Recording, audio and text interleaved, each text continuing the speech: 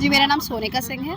आज जिला जज साहब नवल सिंह मित्र जी ने आज 2 किताबों का विमोचन किया है। अब लोग जो है किताबें भी निकले जिसका साहित्य जिंदा है वो कौम जिंदा रहती है। तो इन किताबों के विमोचन के अवसर पर आप क्या कहना चाहेंगे? जी, पहले तो मैं मेरे नाना जी लगते हैं श्री नवल सिंह मित्र, जो कि अपर जिला जज रहे हैं, और हमारे लिए बहुत ही गर्व की बात है हमारे घर खानदान के लिए, क्योंकि जिस तरह का वो कार्यक्रम आज उन्होंने आयोजन किया और मुझे बुलाया है, वाकई में वो बधाई के पात्र हैं।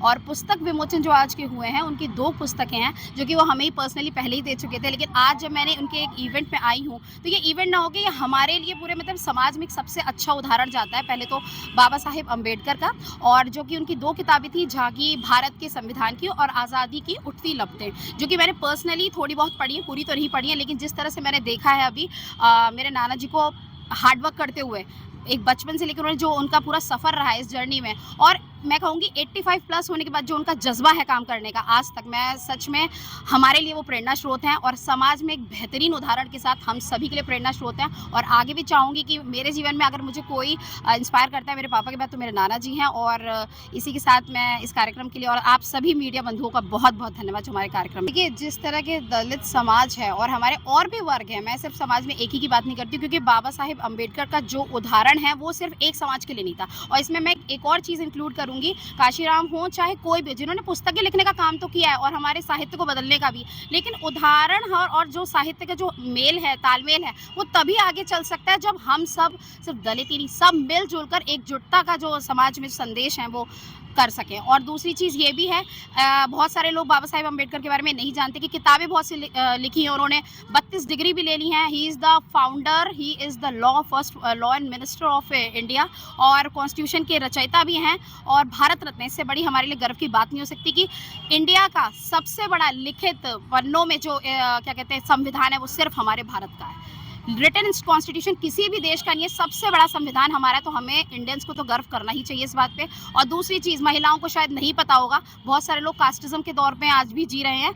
जो महिलाओं को सम्मान, किसी भी वर्ग की, किसी भी जात की सम्मान दिया गया है, वो सिर्फ बाबा साहेब अम्बेडकर ने ही दिया है। वोट का राइट नहीं था, हमें हर जाति की औरतों को राइट भी वोट, उसके लिए वो लड़े।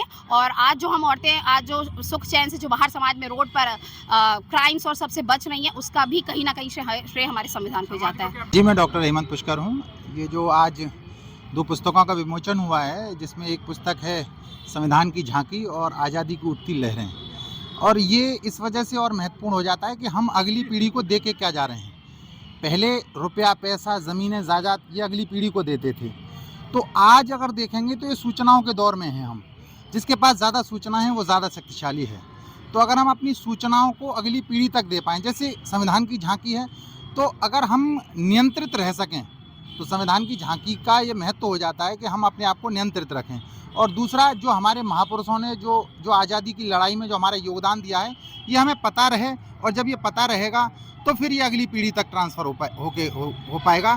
क्योंकि बाई प्रोफेशनल मैं डॉक्टर हूँ, और मैं ये जानता हूँ कि डीएनए में सूचनाएँ ही जाती हैं। डीएनए में खून और ये सारी चीज़ें नहीं, लेकिन डीएनए में सूचनाएँ जाती हैं, और ये सूचनाएँ अगली पीढ़ी तक जाएँ और एक मजबूत और नियंत्रित युवा तैयार हो, इसके लिए बहुत महत्वपूर्ण और बहुत ज़रूरी पुस्तकें हैं। क्या समाज को प्रेरणा देना चाहेंगे?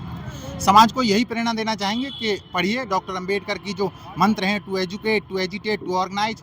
तो इसमें एजुकेट शब्द है वो बहुत महत्वपूर्ण है, क्योंकि एजुकेशन आपकी सूचनाओं का स्तर बढ़ाता है, और जो सूचनाओं का स्तर जब आप बढ़ेगा तो नियंत्रित तौर पर आप भटकने से बचेंगे। क्या आपको लग रहा है ये पुस्तकें मील का पत्थर साबित होंगी?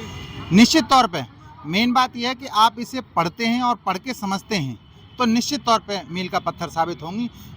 किस तरीके से हम इसे आत्मसात करते हैं, ये ज़रूरी चीज़ें हैं। अगर मान लीजिए हमने इस पुस्तकों को पढ़ा और आत्मसात नहीं किया, तो निश्चित तौर पे ये मामला गड़बड़ हो जाएगा, नहीं तो ये बहुत मील का पत्थर साबित होंगे। बाबा साहब ने जो मूल अधिकार दिए संविधान के द्वारा, क्या आज आधुनिक लोगों को आज मिल रहा है? ऐसा है, ये जब हम ये कहते हैं कि द फंडामेंटल राइट, तो एक इसके पीछे एक चीज़ है द फंडामेंटल ड्यूटीज़। जैसे कि मुझे एक फ्रेश फूड मिल सके, तो ये मेरा संवैधानिक अधिकार है, लेकिन उसके साथ साथ इसमें कुछ ड्यूटीज़ हैं जो मेरी माँ निभाएगी, मेरे पिताजी निभाएंगे। तो ठीक उसी तरीके से हम जो फंडामेंटल राइट्स की बात करते हैं, अगर हम अपनी फंडामेंटल ड्यूटीज़ कंफर्म करें, तो निश्चित तौर पे हमारे फंडामेंटल राइट प्रिजर्व हैं, सुरक्षित हैं। ये जो प्रोग्राम किया गया है, इसका क्या मूल उद्देश्य है? इसका उद्देश्य है कि जो हम लोग नहीं जानते वो करें और उसका पालन करें। हमारी कथनी करनी में कोई अंतर न हो। हम भाषण बहुत देते हैं, जिनके आराध्य देवताओं को, आराध्य पुरुषों को जिनकी हम पूजा करते मानते हैं, तो उनकी बात सुनते हैं, जानते हैं, लेकिन पालन करें उसका। दिस कंपेयर ये जो 2 किताबें लिखी गई है समाज के लिए क्या संदेश देना चाहते तो हैं? देखें कि ये किताब जो लिखी है अनुसूचित जाति जनजाति को, समाज को ये मैसेज पहुँचे कि अनुसूचित जनजाति ने भी स्वतंत्र आंदोलनों में बहुत बड़ा बढ़ के भाग लिया है। और दूसरा है कि संविधान के बारे में लोग जो नहीं जानते कि इसमें क्या लिखा है, तो बड़ी सरल भाषा में सारे आर्टिकल देकर के ये बताया कि ये संविधान के प्रोविज़न है और देश को ये चाहिए। बाबा साहब ने जो संविधान लिखा है क्या आज वो फॉलो हो रहा है?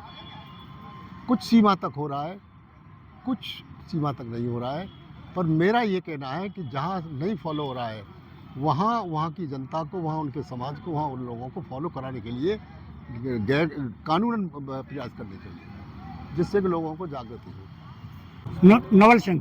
सर क्या कहना चाहेंगे आज के प्रोग्राम के बारे में?